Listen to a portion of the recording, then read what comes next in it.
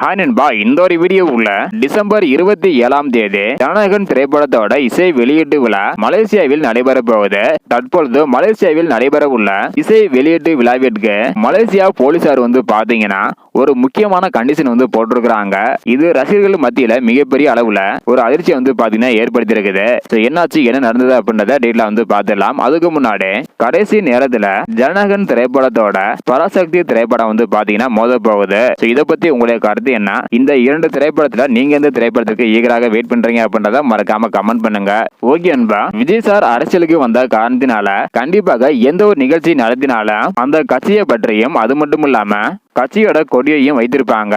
ஆனா இதெல்லாம் நடக்க கூடாது அப்படின்னு மலேசியா போலீசார் பாத்தீங்கன்னா ஒரு கண்டிஷன் போட்டிருக்காங்க. அதாவது அந்த ஒரு இசை வெளியீட்டு விழாவுல தமிழக வெற்றி கழக கட்சி பற்றி பேசக்கூடாது அப்படின்னு சொல்லியிருக்கிறாங்க. அது மட்டும் இல்லாம ஜனநாயகன் திரைப்படத்தை மையமாக வைத்து மட்டுமே பேச வேண்டும் அப்படின்னு சொல்லியிருக்கிறாங்க.